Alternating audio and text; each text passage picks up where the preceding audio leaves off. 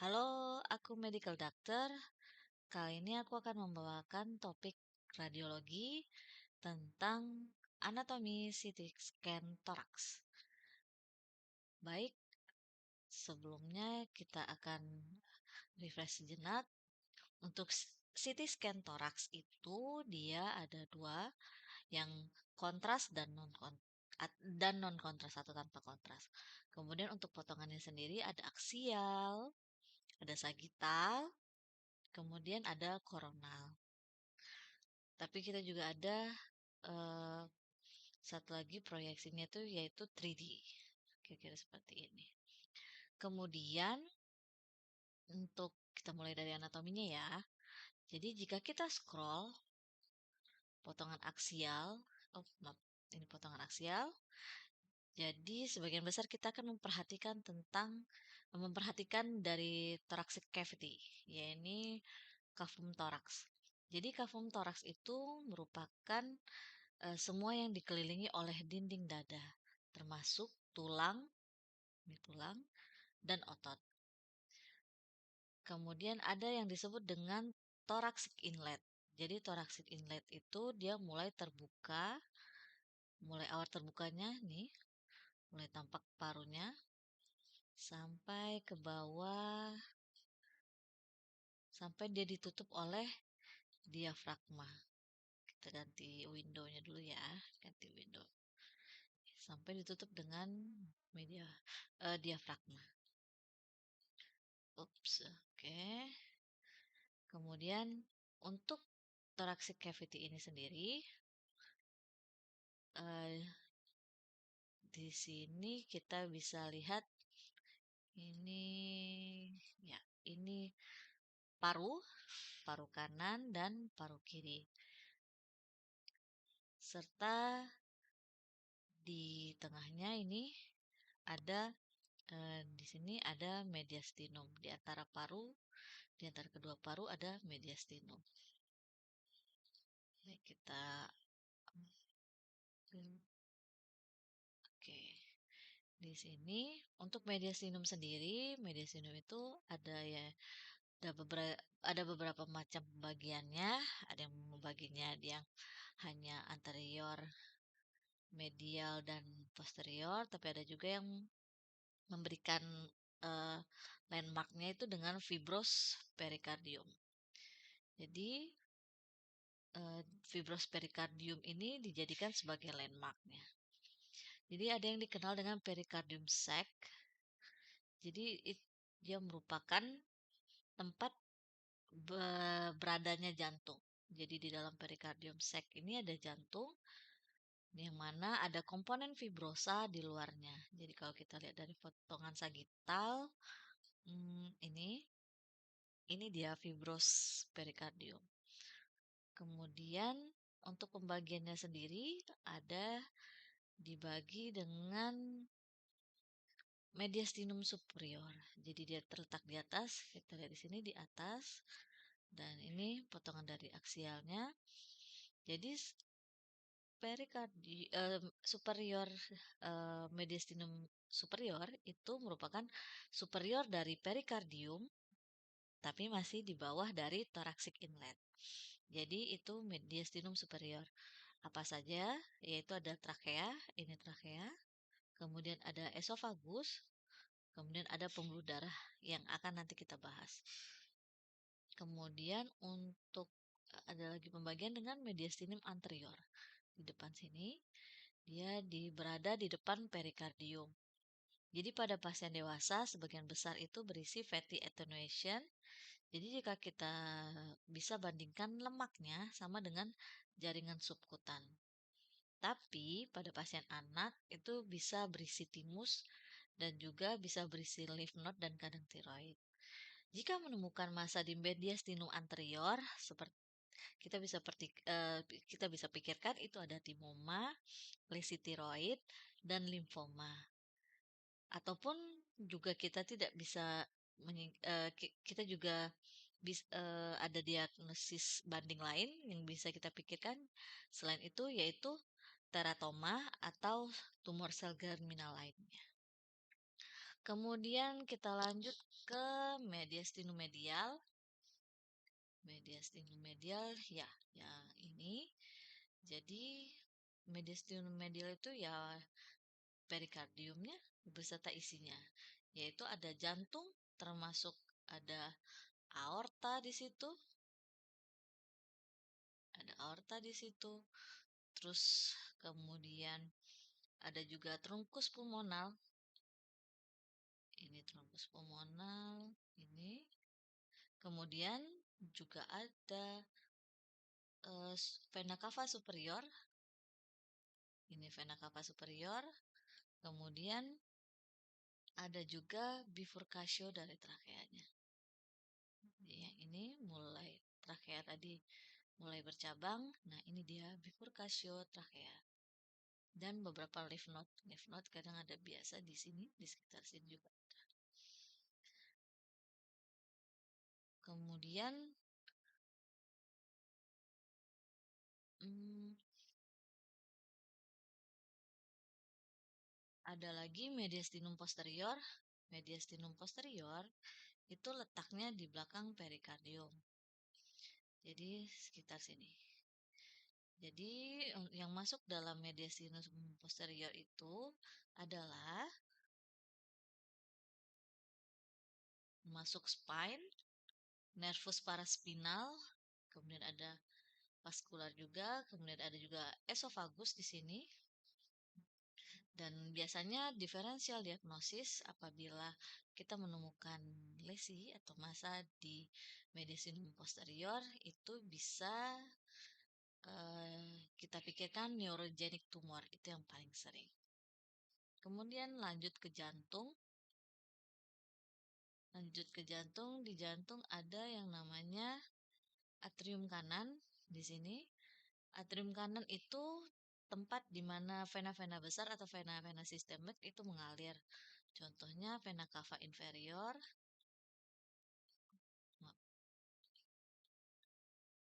Yang berasal di sini, vena cava inferior. Tuh, lihat dia masuk ke jantung. Kemudian ada lagi yang dari atas, yaitu dari vena cava superior. Yang ini kita lihat turun ke bawah dan dia akan masuk ke atrium kanan di sini.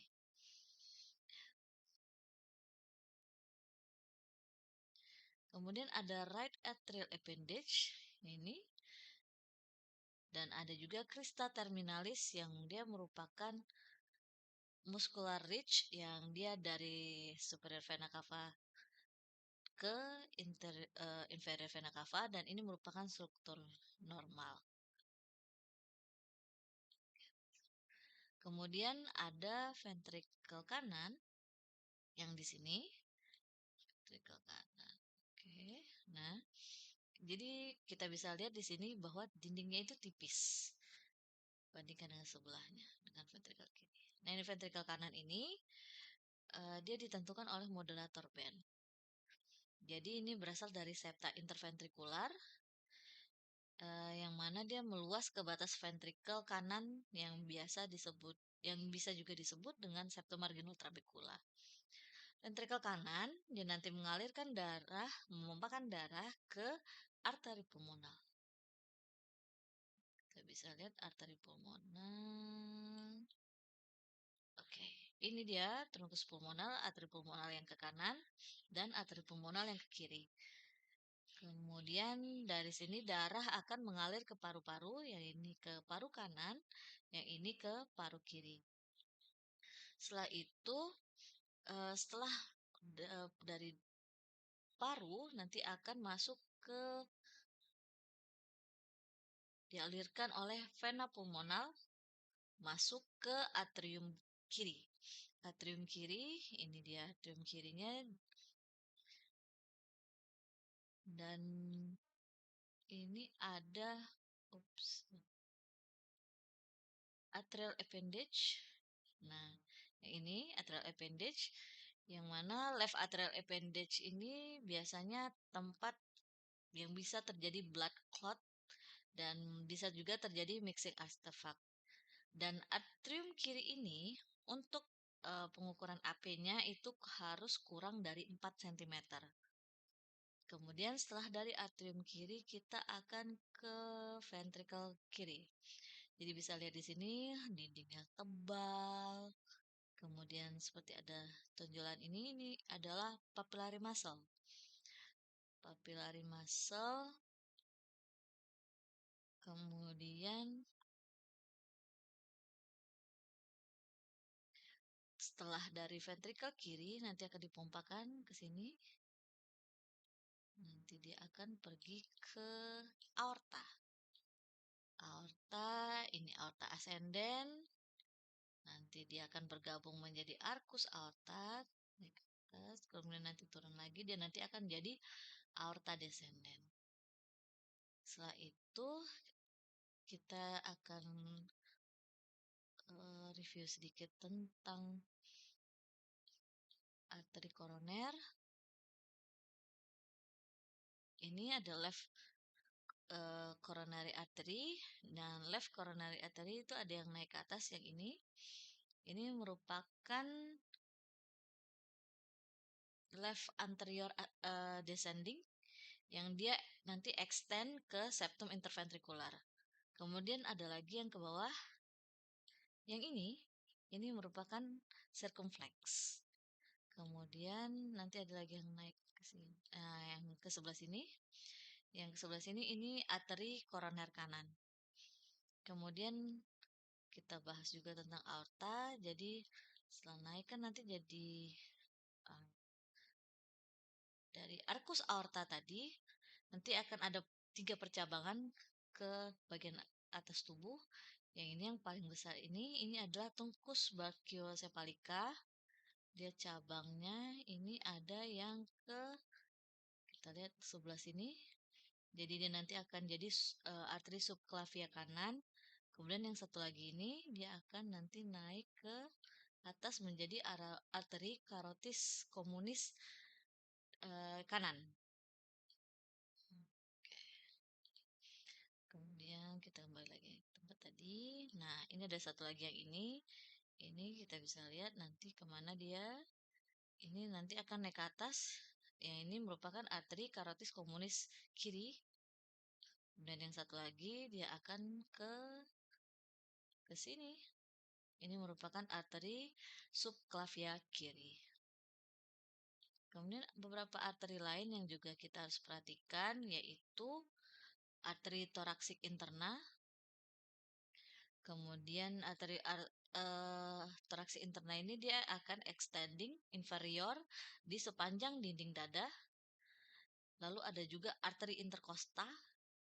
Arteri intercosta itu mungkin tidak terlalu terlihat di sepanjang bawah iga. Meskipun begitu, kita juga tetap bisa pertimbangkan ketika ada trauma atau apa ada ekstravasasi atau perdarahan yang datang dari lokasi ini. Jadi kita bisa tahu itu kemungkinan dari arteri intercosta. Kemudian, nah ini arteri pulmonal yang ini ke kanan dan yang arteri pulmonal kiri. Kemudian ada lagi yang namanya arcus azygos. Arcus azygos ini dia bergabung ke vena cava superior. Dia letaknya di atas dari main bronchus kanan. Kemudian ada vena ini vena cava superior. Terus kita juga ada yang tadi juga ini vena cava inferior. Oke. Setelah jantung kita akan bahas nih trachea. Mau kita turun terus turun. Nanti trachea akan bercabang. Nah, ini karina. Nanti tracheanya akan bercabang menjadi main bronchus kanan dan main bronchus kiri. Bronchus utama kanan dan bronchus utama kiri. Jika kita lihat dari posisi koronalnya, dulu ya. Nah, ini kita bisa lihat trachea, ini karina, kita turun ke bawah. Nah, ini, jadi kita bisa lihat bahwa ternyata cabang yang kanan itu lebih pendek daripada yang kiri. Kenapa? Karena mm, cabang yang kanan ini, bronkus utama ini eh, sering ada angulasi ke inferior daripada yang ke kiri. Makanya kadang sering aspirasi benda asing itu lebih banyak ke kanan daripada yang ke kiri. Kemudian kita kembali lagi di sisi, nah ini kita bisa lihat ada esofagus, esofagus, nanti terus, terus, masih ada esofagusnya, terus lagi, terus, nanti dia akan ke gastroesophageal junction dan masuk ke lambung, dan salurannya lanjut ke lambung.